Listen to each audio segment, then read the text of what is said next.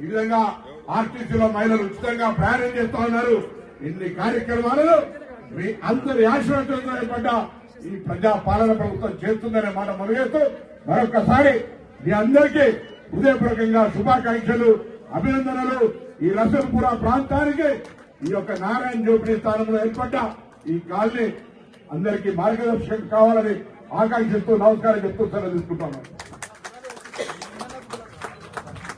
సభ్యులు, మీ అందరి అభిమాన నాయకులు నా తమ్ముడు శ్రీ గణేష్ గారికి, వేదిక మీద ఉన్న సహచర మంత్రివర్యులు, హైదరాబాద్ ఇన్ఛార్జి మంత్రివర్యులు మా పెద్దన్న పొన్నం ప్రభాకరణ గారికి, అదే రకంగా స్థానిక పార్లమెంటు సభ్యులు, అనుభవజ్ఞులు, మీ అభిమాన నాయకులు మనందరి పెద్దన్న ఈటల రాజేంద్ర గారికి, అదే రకంగా రాజ్యసభ సభ్యులు మిత్రులు తమ్ముడు అనిల్ గారికి, గౌరవ డిప్యూటీ మేయర్ గారికి, గౌరవ నర్మదక్కకు, వేదిక మీద ఉన్న కేశవ్ రెడ్డి గారికి, గౌతమ్ గారికి, కర్ణన్ గారికి, సిఇఓ నాయక్ గారికి, ఇంకా వేదిక మీద ఉన్న రెవెన్యూ అధికారులు, హౌసింగ్ అధికారులు, మీడియా మిత్రులు, నా కుటుంబ సభ్యులు, ముఖ్యంగా ఆడబిడ్డలు, అన్నదమ్ములు అందరికీ మనస్ఫూర్తిగా శిరస్సు వంచి పేరు పేరున హృదయపూర్వక నమస్కారాలు, వందనాలు. చాలా సంతోషం. కొద్దిగా నేను ఈ కంటోన్మెంట్ బై ఎలక్షన్ కి ఇన్ఛార్జిగా వచ్చాను. వచ్చినప్పుడు ఇదే స్థలం నుంచి ఆనాడు ఎన్నికల క్యాంపెయిన్ లో మీకు మాటిచ్చాను. ఈ శాఖ మంత్రిని నేనే. సుమారు 6 నుంచి 9 నెలలలో ఈ అపార్ట్మెంట్లన్నీ కంప్లీట్ చేసి, ఈ డబుల్ బెడ్రూమ్ అని ఆనాడు ఏదైతే ఆ ప్రభుత్వం స్టార్ట్ చేసి మొండి గోడలతో మధ్యలో వదిలేసి ఆ పూరు గుడిసెల నుంచి మిమ్మల్ని దూర ప్రాంతానికి పంపిస్తుంటే మేము అనేక మందిని ఇబ్బంది పడుతున్నామని ఆ రోజు నా దృష్టికి మీరు తీసుకొచ్చినప్పుడు, మన ప్రభుత్వం ఈనాడు అధికారంలో ఉంది, గణేష్ అన్నని గెలిపించండి, 6 నుంచి 8 నెలల్లో ఈ ఇల్లు మీకు హ్యాండ్ ఓవర్ చేస్తానని ఆ రోజు చెప్పాను. కానీ కాంట్రాక్టర్ కొద్దిగా లేటుగా ఉండటం వల్ల గత ప్రభుత్వం లాగానే పేమెంట్లు అంతే వస్తాయేమని ఆ కాంట్రాక్టర్ భయాందోళనలో ఉండటం వల్ల అనుకున్న టైం కంటే ఒక 3-4 నెలలు లేట్ అయింది. లేట్ అయినందుకు నా కుటుంబ సభ్యులందరినీ మన్నించమని ఈ వేదిక ద్వారా కోరుతున్నాను. అయినా కూడా రాష్ట్ర ప్రభుత్వం, గౌరవ ముఖ్యమంత్రి రేవంత్ రెడ్డి గారి ఆలోచనలకి, ఈ ప్రజా ప్రభుత్వం ఆలోచనలకు అనుగుణంగా రాష్ట్ర వ్యాప్తంగా ప్రతి పేదవాడికి ఆత్మ గౌరవంగా నిలిచే ఇందిరమ్మ ఇళ్ల కార్యక్రమాన్ని చేపడుతూ జీహెచ్ఎంసీ పరిధిలోని అనేక డబుల్ బెడ్రూమ్లు ఆనాడు వివిధ స్థాయిల్లో ఆ ప్రభుత్వం గాలికి వదిలేసిపోతే వాటన్నిటినీ యుద్ధ ప్రాతిపదిక మీద గౌరవ ఇన్ఛార్జి మంత్రివర్యులు పొన్నం ప్రభాకర్ గారు వాటిని పూర్తి చేపిస్తూ, గౌరవ అధికారులందరినీ కూడా ఉరుకులు పెట్టిస్తూ, ఏవైతే పెండింగ్ లో ఉన్న డబుల్ బెడ్రూమ్లతో పాటు ఒక ప్రణాళిక ప్రకారం, ఇందాక గౌరవ పార్లమెంటు సభ్యులు చెప్పినట్లు ఒక ప్రణాళిక ప్రకారము అర్బన్ లో ఉన్న ఆ 30 గజాలున్నా, 50 గజాలున్నా, 70 గజాలున్నా స్థానికంగా ఎవరు ఎక్కడ నివసిస్తున్నారో స్థానికంగా నివసించే దగ్గరే వాళ్ళకి ఒక ఇల్లు అపార్ట్మెంట్ టైప్ లో కట్టించినట్లయితే వాళ్ళు ఆనందంగా ఉంటారన్నది ముమ్మాటికి నిజం. అదే దిశలో, అదే ఆలోచనలతో ఈ ప్రభుత్వం అనేక పర్యాయాలు గౌరవ ముఖ్యమంత్రి గారితో అధికారులు అందరం కూర్చొని చర్చించి ఒక ప్రణాళికను అతి కొద్ది రోజుల్లో జీహెచ్ఎంసీ పరిధిలోని అన్ని డివిజన్లో, కంటోన్మెంట్ లో ఉన్న ప్రజలకు కూడా ఒక శుభవార్త అతి కొద్ది రోజుల్లోనే ఈ ప్రభుత్వం తెలుపుతుంది. ఈ ప్రభుత్వం మంచి ఏదైనా గత ప్రభుత్వం చేస్తే మంచిని మంచనే చెప్పాం. మంచి కాకుండా చెడు ఏదైనా చేస్తే చెడు చెప్పకపోయినా దాన్ని సరిదిద్దుతూ పేదవాడి ఆత్మ గౌరవానికి ప్రతి చిహ్నంగా కనిపించే ఇల్లు ఇవ్వాలనే తాపత్రయం ఈ ప్రభుత్వానికి ఈనాడు ఉంది. ఆనాడు ఆ ప్రభుత్వం ఆ ఇల్లు ఇవ్వాలనే ఆలోచన కూడా వాళ్ళ దృష్టికి రాకపోవడం దురదృష్టకరం, బాధాకరం. అంతేకాదు పేదోడికి ఇల్లు ఇస్తే, పేదోడికి ఇల్లు కడితే నాకేం కమిషన్ వస్తుందనే ఆలోచనతో ఆనాటి ప్రభుత్వం పేదోడికి ఇల్లు కట్టించాలనే జ్ఞానం కూడా రాకపోయింది. అదే కాళేశ్వరం కడితే కమిషన్లు వస్తాయి కాబట్టి కాళేశ్వరం కట్టడానికి మొగ్గు చూపింది తప్ప పేదవాడి ఆత్మ గౌరవానికి చిహ్నంగా ఉండే ఒక చిరకాల కోరికైన ఒక ఇల్లుని ఇవ్వాలనే ఆలోచన లేకపోవడం దురదృష్టకరం. ఇల్లు కడితే నాకేం కమిషన్ వస్తుందనే ఆలోచనతో ఆనాటి ప్రభుత్వం పేదోడికి ఇల్లు కట్టించాలనే జ్ఞానం కూడా రాకపోయింది. అదే కాళేశ్వరం కడితే కమిషన్లు వస్తాయి కాబట్టి కాళేశ్వరం కట్టడానికి మొగ్గు చూపింది తప్ప పేదవాడి ఆత్మ గౌరవానికి చిహ్నంగా ఉండే ఒక చిరకాల కోరికైన ఒక ఇల్లుని ఇవ్వాలనే ఆలోచన లేకపోవడం దురదృష్టకరం, బాధాకరం. నిజంగా ఆ 10 సంవత్సరాలలో సంవత్సరానికి 1 లక్ష చొప్పున ఇల్లు కట్టున్నా ఈనాడు రాష్ట్ర వ్యాప్తంగా ఒక 10 లక్షల ఇల్లు వచ్చింది. ఈనాడు మొదటి విడతలోనే ప్రజా ప్రభుత్వం మీ దీవెనలతో ఏర్పడిన తర్వాత 4.5 లక్షల రాష్ట్ర వ్యాప్తంగా ఇచ్చాం. ఇంకా 3 విడతల్లో అర్హులైన ప్రతి పేదవాళ్లకి, జీహెచ్ఎంసీ పరిధిలో ఉన్న పేదవాళ్లకు కూడా తప్పకుండా ఈ ప్రభుత్వం ఇళ్ల విషయంలో ప్రత్యేక శ్రద్ధ చూపించి రాష్ట్ర ఆర్థిక పరిస్థితి బాగలేకపోయినా ఆనాటి దళిత తెలంగాణ రాష్ట్రాన్ని కొల్లగొట్టి దోచుకొని ఆ దొరవారి పైన పేదల పార్టీగా పేదలకి నిత్యము అండదండలుగా ఉండే ఈ ప్రభుత్వం గౌరవ ముఖ్యమంత్రి రేవంత్ రెడ్డి గారి ఆలోచనకు అనుగుణంగా తప్పకుండా మీ అందరికీ ఇల్లిచ్చే కార్యక్రమం చేపట్టుదని మనస్ఫూర్తిగా తెలియజేసుకుంటూ స్థానిక పార్లమెంటు సభ్యులు 2 అంశాలు లేవనెత్తారు. ఒకటి, ఆనాడు వాజ్పేయి గారి టైంలో కట్టిన ఇల్లు కొన్ని రిపేర్లు చేయాలని అడగటం జరిగింది. అధికారుల్ని ఈ వేదిక మీద నుంచే ఆదేశిస్తున్నాను.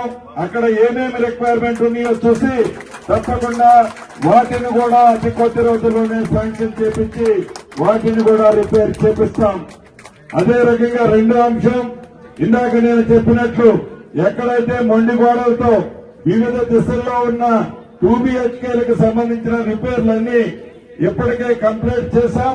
వాటిని మిగతా ఏదైనా అరాకొరా ఉంటే వాటిని కూడా కంప్లీట్ చేసి అన్ని 2BHKలు రాబోయే నెల రోజుల లోపు గౌరవ ఇన్ఛార్జి మంత్రి వర్యులు పొన్నం ప్రభాకర్ గారి ఆధ్వర్యంలో హైదరాబాద్ జిల్లాలోని ప్రతి 2BHKని పేదవాళ్లకి కానుకగా ఈ ప్రభుత్వం ఇస్తుందని కూడా ఈ వేదిక మీద నుంచి మీకు తెలియజేస్తున్నాను.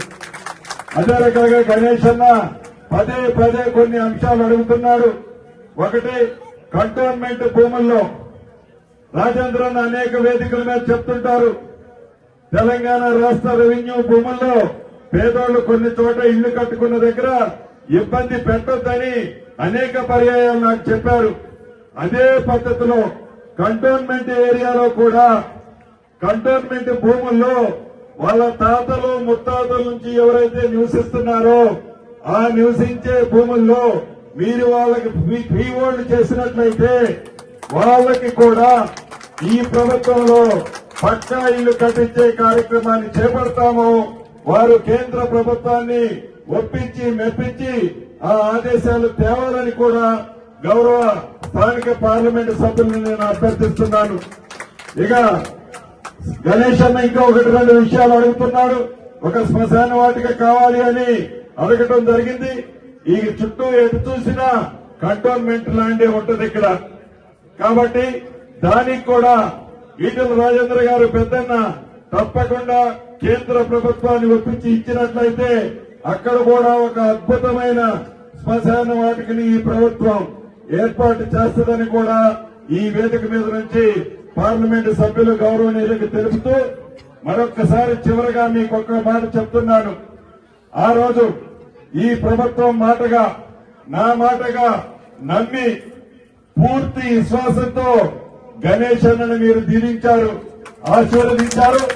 ఆ మీరు చేసిన ఆశీర్వాదాన్ని, అభిమానాన్ని, ప్రేమని ఈ ప్రభుత్వ పక్షాన ఆ ఎన్నికల్లో ఏవైతే మీకు మాటలు ఇచ్చామో చెప్పామో ప్రతి కార్యక్రమాన్ని పేదవాడికి ఈ ప్రభుత్వ పక్షాన అందించడానికి సాయశక్తులా కృషి చేస్తానని మరొకసారి మీ అందరికీ తెలుపుతూ పెద్ద ఎత్తున జోరున వర్షం పడుతున్న ఇప్పుడే 344 ఇళ్లు మీకు ఇవ్వటం జరిగింది. ఆ కోఆపరేషన్ లో చూశాను ఆడబిడ్డల ముఖంలో ఆనందం.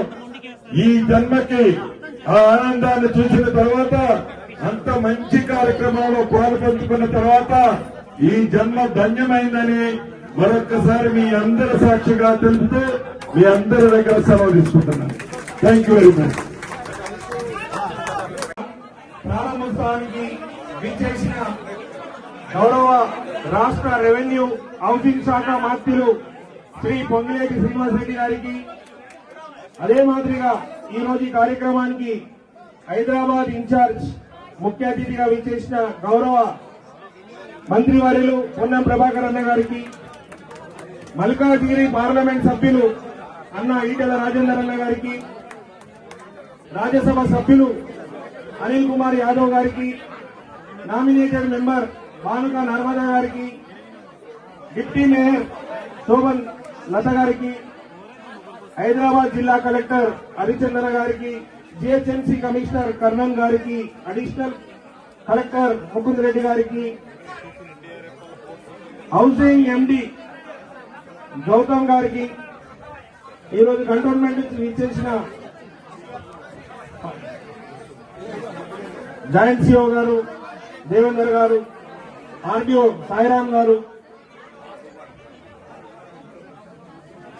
మిగతా హౌసింగ్ సంబంధించిన అధికారులు, ముఖ్యంగా సికింద్రాబాద్ ఎంఆర్ఓ పాండు నాయక్ గారు, తిరుమలగిరి ఎంఆర్ఓ దీక్షపతి గారు, మారేడ్పల్లి ఇన్ఛార్జ్ ఎంఆర్ఓ గారు రాజు నాయక్ గారు, ఇక్కడ విచ్చేసిన పోలీస్ అధికారులు, మిగతా సభ్యులు, కాంగ్రెస్ పార్టీ నాయకులు కార్యకర్తలు, మిగతా పార్టీ నాయకులు కార్యకర్తలకి, కేశవరెడ్డి అన్న గారు, ఇక్కడ ఈ రోజు ఇక్కడ విచ్చేసిన ఈ లబ్ధిదారులందరికీ, నా కుటుంబ సభ్యులైన అన్న తమ్ముళ్ళకి, అక్క చెల్లెలకి అందరికీ ఈ యొక్క ప్రోగ్రాం కవరేజ్ చేసేదానికి విచ్చేసిన మీడియా మిత్రులకి నా యొక్క హృదయపూర్వకంగా నమస్కారం తెలుపుతున్నాను. ఈరోజు చాలా సంతోషకరమైన విషయం. అందరికీ ముందుగా పండుగ శుభాకాంక్షలు. పండుగ అనగానే దసరానో దీపావళి సంక్రాంతి అంటే సంవత్సరానికి ఒకసారి వస్తుంది. కానీ పేదవానికి పండుగ అంటే సొంత మెల్లు కళ నెరవేరడం.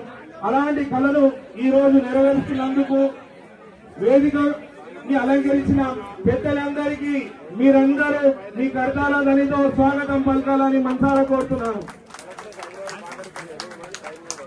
ఈ యొక్క ఇల్లులు స్టార్ట్ అయ్యి ఎన్నో రోజులై గతంలో ఆగిపోయిన పరిస్థితులు వస్తే ఈ రోజు కాంగ్రెస్ ప్రభుత్వం వచ్చిన తర్వాత ఈ కంటోన్మెంట్ ప్రజల ఆశీర్వాదంతో నేను ఎమ్మెల్యేగా మీకు సేవ చేసే అవకాశం కల్పించినాక ఆ రోజు ఎలక్షన్ ప్రచారంలో కూడా మేము మాకు ఇన్ఛార్జ్ మినిస్టర్ గా పొంగిలేటి శ్రీనివాసరెడ్డి గారు, హౌసింగ్ మినిస్టర్ మరియు రెవెన్యూ మినిస్టర్ కూడా ఇక్కడ ఇన్ఛార్జ్ ఉండడం కంటోన్మెంట్ ప్రజల అదృష్టం. మరి ఇక్కడ నారాయణ జోపిడి కావచ్చు, సిల్వర్ కంపౌండ్ వాళ్ళని కూడా అదృష్టంగా భావిస్తున్నాను. గతంలో పేమెంట్ లేకుండా కాంట్రాక్టర్ ఇల్లు ఆపేస్తే మొదటిసారి కూడా 2 నెలలు ఆపితే ఇమీడియట్ గా సార్కి ఫోన్ చేస్తే సారు తన సొంత కుటుంబం ఇబ్బంది అయితే ఏ విధంగా అయితే ముందుకు వస్తారో అదే మాదిరిగా వారం రోజులు కంటిన్యూస్ గా హౌసింగ్ బోర్డు ఎండీ కావచ్చు, ఫైనాన్స్ డిపార్ట్మెంట్ కావచ్చు, ఈవెన్ సెంట్రల్ వాళ్ళతో కూడా మాట్లాడి ఈ పేద ప్రజలు సొంత ఇల్లు కళ నెరవేరాలని చూస్తున్నారు.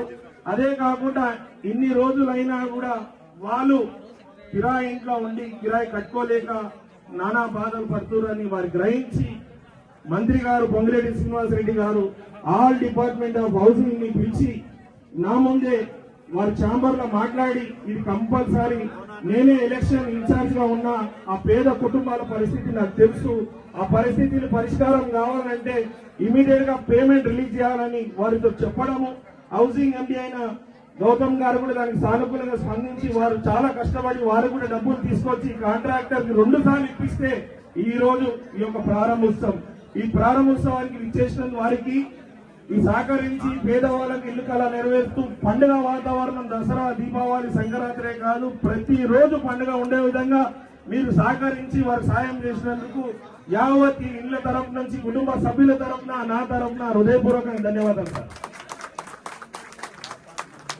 ఈ రోజే కాదు ఈ ఇల్లులు కట్టడం పేదలకు ఇవ్వడం ఆనాటి నుంచి కాంగ్రెస్ ప్రభుత్వ లక్ష్యం ప్రతి పేదవానికి ఇల్లు ఇవ్వాలనేసి దాంతో రాజీవ్ గాంధీ గారు ప్రధానమంత్రి గారు ఉన్నప్పుడు దేశమంతటా అర్హులైన పేదవాళ్ళకి ఇల్లు ఇవ్వడం అలాంటి వారిని స్ఫూర్తి తీసుకొని ఈ రోజు మన కాంగ్రెస్ ప్రభుత్వం కూడా ప్రతి అర్హులైన పేదవారికి ఇంద్రమ్మ ఇల్లులు కట్టించడానికి ఛాయాశక్తిగా కృషి చేసి ప్రతి నియోజకవర్గానికి 3,500 చొప్పున ఇల్లు ఇస్తున్నందుకు మరొకసారి రాష్ట్ర పేద ప్రజల తరఫున వారికి గౌరవ ముఖ్యమంత్రి రేవంత్ రెడ్డి గారికి ధన్యవాదాలు తెలుపుతూ ఈ రోజు ఈ సభాముఖంగా గౌరవ మంత్రి గారికి నా విజ్ఞప్తి పొంగులేటి శ్రీనివాసరెడ్డి గారికి సార్ దయచేసి ఈనాటి ఇక్కడ ఎంపీ గారు కూడా ఉన్నారు. అనేక సంవత్సరాల నుంచి ఈ యొక్క కాన్స్టిట్యున్సీ సెంట్రల్ అధీనంలో ఉండడం ద్వారా ఇక్కడ కోఆర్డినేషన్ లేకుండా అనేక ఇబ్బంది గౌతమ్ గారు కూడా దానికి సానుకూలంగా స్పందించి వారు చాలా కష్టపడి వారు కూడా డబ్బులు తీసుకొచ్చి కాంట్రాక్టర్ కి 2 సార్లు ఇప్పిస్తే ఈ రోజు ఈ యొక్క ప్రారంభోత్సవానికి విచ్చేసినందుకు వారికి ఈ సహకరించి పేదవాళ్ళకి ఇల్లు కళ నెరవేరుస్తూ పండుగ వాతావరణం దసరా దీపావళి సంక్రాంతి కాదు ప్రతి రోజు పండుగ ఉండే విధంగా మీరు సహకరించి వారు సాయం చేసినందుకు యావత్ ఈ ఇళ్ల తరఫు నుంచి కుటుంబ సభ్యుల తరఫున నా తరఫున హృదయపూర్వకంగా ధన్యవాదాలు సార్.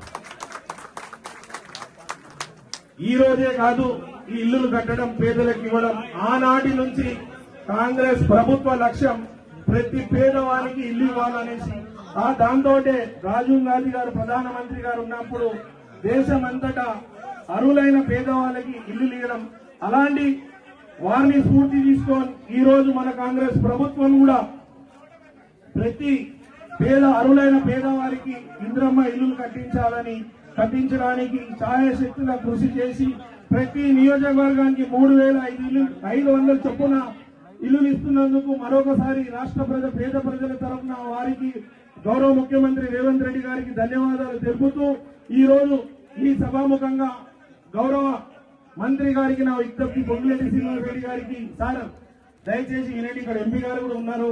అనేక సంవత్సరాల నుంచి ఈ యొక్క కాన్స్టిట్యున్సీ సెంట్రల్ అధీనంలో ఉండడం ద్వారా ఇక్కడ కోఆర్డినేషన్ లేకుండా అనేక ఇబ్బందులు ఉన్నాయి.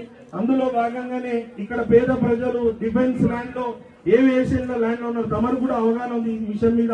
నేను కూడా రిప్రజెంటేషన్ ఇవ్వడం జరిగింది. డిఫెన్స్ ల్యాండ్ ని ఎక్స్చేంజ్ చేయాలి, ఈ పేద ప్రజలకు ఇల్లు చూడాలి ఒకటి. అదే మాదిరిగా 2-3 రోజుల క్రితం కొంతమంది రాజకీయాలు చేస్తున్నారు మా కాన్స్టిట్యున్సీలో.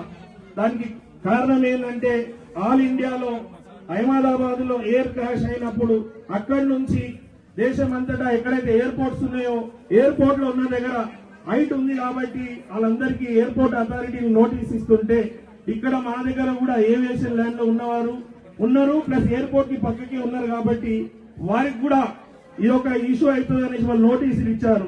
దాంతో పాటు డిఫెన్స్ వాళ్ళు కూడా పక్కకు ఒక టెంపుల్ పార్కింగ్ బండ్లు ఇస్తే ప్రజలు భయ ఆందోళనకు గురవుతున్నారు కాబట్టి ఆ సమస్య ఏంటంటే ఎయిర్పోర్ట్ అథారిటీ వాళ్ళతో మాట్లాడి కూడా వీరికి ఏం హెల్ప్ చేస్తారో చేయాలని గౌరవ ఎంపీ ఈటెల రాజేందర్ అన్న గారిని కేంద్రం నుంచి మాట్లాడాలని గౌరవ మంత్రి మరియు శ్రీనివాసరెడ్డి గారిని కూడా కోరుతున్నాను. ఈ యొక్క కార్యక్రమంలో ఇంకొక విషయం ఏంటంటే పొన్నం ప్రభాకర్ సార్ కూడా నా విజ్ఞప్తి సభాముఖంగా మా కంటోన్మెంట్ ప్రజల పక్షం నుంచి, ఎందుకంటే గ్రేటర్ హైదరాబాద్ మున్సిపల్ కార్పొరేషన్ కి స్టేట్ నుంచి డెవలప్మెంట్ కి స్టేట్ నిధులు ఇస్తారు జిహెచ్ఎంసీ, వేరే మా కంటోన్మెంట్ బోర్డు కి సెంట్రల్ నుంచి నిధులు లేక సర్వీస్ ఛార్జ్ లేకుండా ఇబ్బంది అవుతుంది కాబట్టి మీరు స్పెషల్ ఫండ్స్ ఇచ్చి ఇక్కడ గతంలో 16 కమ్యూనిటీ హాల్స్ కట్టి ఇన్కంప్లీట్ ఉంది. ఆ ఇన్కంప్లీట్ ఉన్న కమ్యూనిటీ హాల్స్ ని ఇమీడియట్ గా మీరు దయచేసి స్పెషల్ ఫండ్స్ కేటాయించి ఆ ఇన్కంప్లీట్ ఉన్న కమ్యూనిటీ హాల్స్ కంప్లీట్ చేయాలని, ఏ విధంగా అయితే మొన్న జూబ్లీ హిల్స్ లో మహిళా భవన్ కట్టే ఇనాగ్రేషన్ చేశారో మా దగ్గర కూడా చాలా మంది మహిళలు ఇంట్రెస్ట్ ఉన్న వాళ్ళు ఉన్నారు. మహిళా భవన్ కట్టి వారు కూడా మహిళా సాధికారత గురించి మన ప్రభుత్వం మహిళలందరూ ఆర్థికంగా ఎదగాలి, కోటీశ్వరులు కావాలని ఏదైతే లక్ష్యంతో పనిచేస్తుందో పదే నేను ఎక్కడ కలిసినా అందరికీ ఒకటే విజ్ఞప్తి చేస్తున్నా, మా మహిళలు కూడా కోటీశ్వరి కావాలి. ఆ కోటీశ్వరి కావాలంటే తమరు ముందుకొచ్చి చెరుకు ద్వారా మాకు కూడా ఏమన్నా ప్రాజెక్ట్స్ ఇవ్వాలి. సోలార్ ప్లాంట్ కావచ్చు, మిగతా క్యాంటీన్ కావచ్చు. ఇప్పుడు మన టీమ్స్ హాస్పిటల్ ఏదైతే జరుగుతుందో దాంట్లో పార్కింగ్, క్యాంటీన్, మెడికల్ షాప్లు ఏమైనా ఇస్తే వాళ్ళు కూడా ఆర్థికంగా ఎదుగుతారు. ఇక్కడ వాళ్ళు కూడా అనేక సంవత్సరాల నుంచి వెనుక ఉన్నారు కాబట్టి వాళ్ళకి గెలుపు చేయాలి. ఇదే మాదిరిగా ఈ రోజు ఎమ్మెల్యేగా మీకు ఈ సేవ చేసే అవకాశం, ఇలా మాట్లాడే అవకాశం, ఈ ఒక ఇనాగరేషన్ లా పాల్గొనే అవకాశం ఇచ్చిరంటే ఇవంతా మా కంటోన్మెంట్ ప్రజల ఆశీర్వాదం. ఓట్లేసి నన్ను ఆశీర్వాదించి మీకు సేవ చేసే అవకాశం ఇచ్చినందుకు ధన్యవాదాలు చెప్తూ, ఇదే మాదిరిగా సదా మీ సేవలో ఇల్లులే కాకుండా రానున్న రోజుల్లో కూడా ఏమైనా ప్రభుత్వం నుంచి రావాల్సిన ప్రతి ఒక్క సంక్షేమ పథకాలు, మీకు అవసరాలు, సమస్యలు పరిష్కరిస్తానని, మీ సమస్య స్త్రీగణి సమస్య అని సభాముఖంగా తెలుస్తూ,